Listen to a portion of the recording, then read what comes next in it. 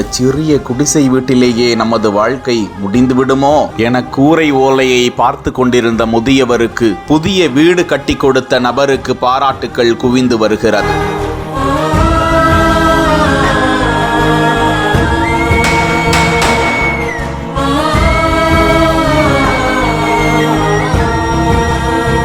மயிலாடுதுறை மாவட்டம் பெரம்பலூர் கிராமத்தை சேர்ந்தவர் பாரதி மோகன். வெளிநாட்டில் பணிபுரிந்து வந்த இவர் ஊர் திரும்பிய நிலையில் ஆதரவற்ற, மனநிலை பாதிக்கப்பட்ட ஏழைகளின் நிலையை அறிந்து அவர்களுக்கு உணவளித்து கொடுப்பது, தன்னால் இயன்ற உதவிகளை செய்து வருவது என தனது வாழ்க்கையின் போக்கை சேவையை செய்வதற்கென்றே அர்ப்பணித்துக் கொண்டாராம். குறிப்பாக மனநலம் குன்றி சாலையில் சுற்றி திரிவோர்களை அடையாளம் கண்டு அவர்களை சுத்தம் செய்து முடித்திருத்தம் செய்து புத்தாடை அணிவித்து விடுவது, சாலையோர வாசிகள் உணவு வழங்குவதை தொடர்ந்து செய்து வருகிறாராம். இந்த நிலையில்தான் திருக்கடையூர் அருகே சீவக சிந்தாமணி கிராமத்தில் இடிந்து போன இந்த குடிசை வீட்டில் பாலசுந்தரம் என்ற முதியவர் வாழ்ந்து வருவது தெரிந்து அவரது கிராமத்திற்கு சென்று விசாரித்து ஊர் மக்கள், தெரிந்தவர்கள், நண்பர்களிடம் 2 லட்சம் ரூபாய் நிதி திரட்டி அந்த முதியவருக்கு பாதுகாப்பான புதிய வீட்டை கட்டி முடித்து அவருக்கு புத்தாடைகளையும் வாங்கி வந்து புதுமனை புகுவிழாவையும் சிறப்பாக நடத்தியிருக்கிறார் இளைஞர் பாரதி மோகன். ஒவ்வொரு பகுதிகளிலும்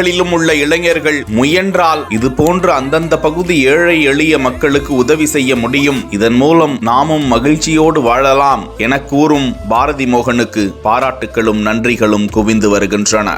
என்னுடைய பேர் பாரதி மோகன். 15 வருஷமா நான் இந்த சமூக சேவையில ஈடுபட்டு வரேன். 4 வருஷமா சமூக சேவகர் எஸ் பாரதி மோகன் அறக்கட்டளைன்னு சொல்லிட்டு ரன் பண்ணிட்டு வரேன். ஏழை எளிய மக்கள், ஆதரவற்றோர், மனநலம் பாதிக்கப்பட்டவங்க, இது மாதிரி வயதான முதியவர்களுக்கெல்லாம் தொடர்ந்து என்னுடைய சமூக சேவையில நான் ஈடுபட்டு வரேன்.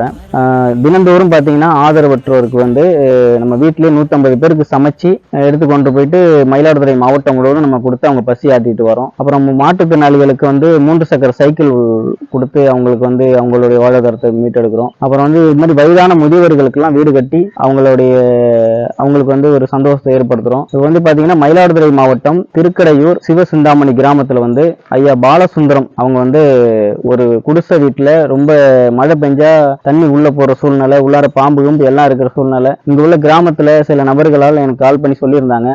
நேரடியா பார்த்துட்டு அது உண்மையான இருந்த பட்சத்துல அவங்களுடைய இடம்லாம் பட்டாவளை இருக்கா அப்படின்னு பார்த்துட்டு அவங்களுக்கு வீடு கட்டுறதுக்கான முயற்சி நாங்க எடுக்கும்போது இன்னைக்கு அவங்களுக்கு வீடு கட்டி அவங்க கையில இன்னைக்கு ஒப்படைக்கிறோம். இது உதவியாக இருந்த நல்ல உள்ளங்கள் நிறைய பேர் இருக்காங்க.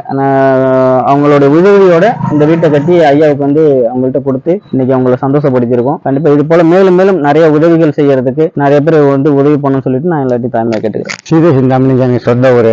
இப்போ பாலசுந்தரம் என் பேரு. ஐயா என்னை பார்த்தாங்க.